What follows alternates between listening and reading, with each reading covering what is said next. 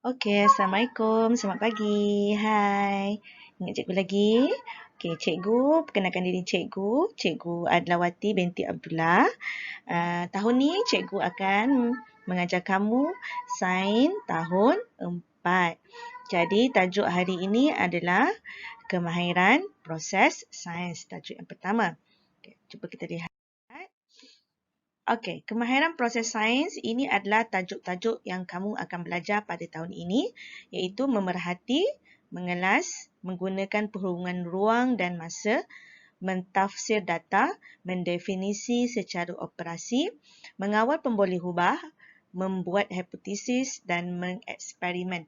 Okey, hari ini kita akan belajar tajuk yang berwarna hijau sahaja, iaitu memerhati dan mengelas. Okey. Cuba tengok. Okey, memerhati. Kita membuat pemerhatian menggunakan 5 deria, iaitu melihat, menggunakan mata. Itu kita lihat warna, kita lihat bentuk dia. Okey, yang kedua, mendengar, iaitu deria pendengaran menggunakan telinga, bunyi bising, bunyi senyap, berbunyi apabila diketuk.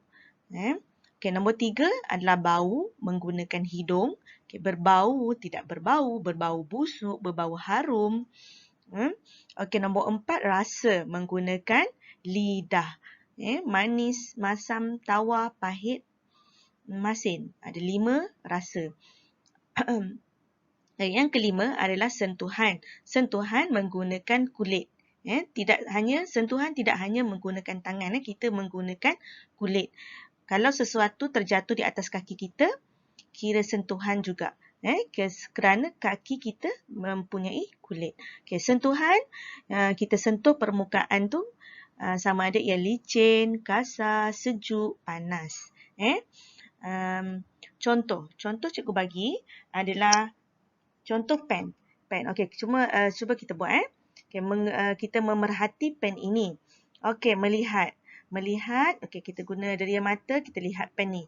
Okey, pen ini berwarna transparent. Okey, pen ini mempunyai dakwat hitam. Dia berbentuk panjang. Okey, mendengar. Okey, kita ketuk. Cuba ketuk dia. Mengeluarkan bunyi apabila diketuk. Okey, bau. Cuba bau. Pen ni. Okey, tidak berbau. Rasa. Boleh rasa tak? Okey, tidak mempunyai rasa sebab dia benda. Bukan makanan. Okey, sentuh. Kita sentuh dia. Okey, permukaan dia licin. Okey, ini cara-cara untuk membuat pemerhatian. Okey, seterusnya. Okey, ini adalah cara juga kita untuk membuat pemerhatian. Okey, cuba tengok rajah yang pertama. Okey, rajah yang pertama adalah apa pemerhatian yang kita boleh buat. Paku ini berkarat. Inference. Apa maksud inference? Sebab apa paku ini berkarat? Kerana terdedah kepada air dan udara. Kedua. Okey, cuba kita tengok gambar kedua, iaitu pensel dan gelas. Okey, pemerhatian kita. Pensel di dalam gelas kelihatan bengkok. Kenapa? Inference dia kenapa? Sebab apa? Okay, kerana berlaku proses pembiasan. Okay, gambar keempat, pemerhatian kita. Cahaya lilin dapat dilihat menembusi lubang. Okay, murid ini sedang melihat cahaya lilin melalui lubang-lubang yang disediakan.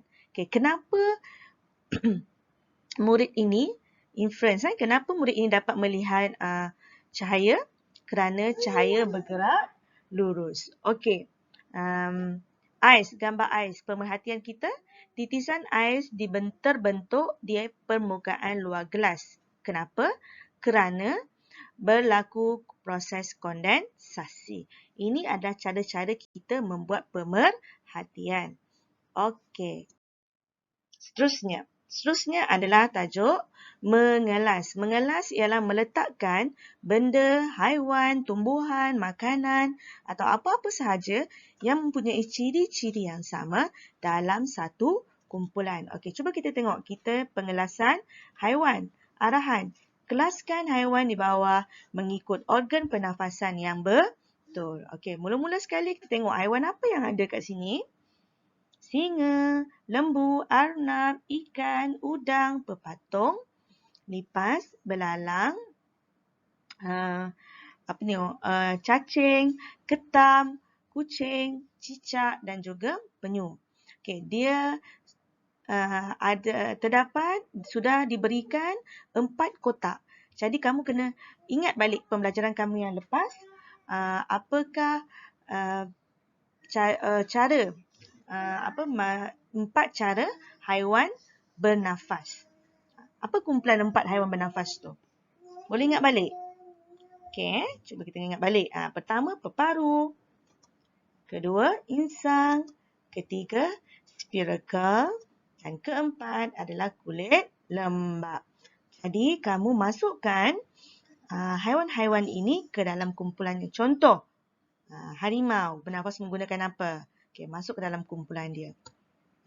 Ini adalah cara-cara untuk membuat pengelasan. Okey, baiklah. Seterusnya, tugasan. Tugasan, sila ambil lembaran kerja di pondok jaga. Cikgu sudah sediakan. Okey, siapkan tugasan yang telah diberikan. Tampal kertas secara menegak di dalam buku. Sila sediakan satu buku panjang seperti tahun-tahun yang lepas. Sebuah buku panjang untuk dijadikan sebagai buku latihan. Kamu tampalkan segala latihan yang akan cikgu berikan ke dalam ini. Okey, tampal di dalam buku latihan. Secara sila guna buku panjang, saiz panjang dan sila tampal dengan keadaan menegak. Cikgu tak nak kamu lipat kertas tu kerana untuk memudahkan cikgu untuk menyelak buku kamu nanti. Jadi cikgu tak perlu nak buka lipatan kertas kamu tu. Tampal tidak perlu lipat. Sekiranya ada lebihan kertas, sila potong untuk bagi muat dalam buku ni. Okey, jadi tugasan ni juga tidak perlu dihantar dulu. Nanti cikgu akan bagi tarikh untuk kamu hantar buku ini kembali. Okey, itu saja untuk hari ini. Cikgu harap kamu semua dapat menyiapkan tugasan dan sentiasa sihat. Patuhi SOP, jaga diri untuk kita putuskan rangkaian COVID-19. Terima kasih. Assalamualaikum.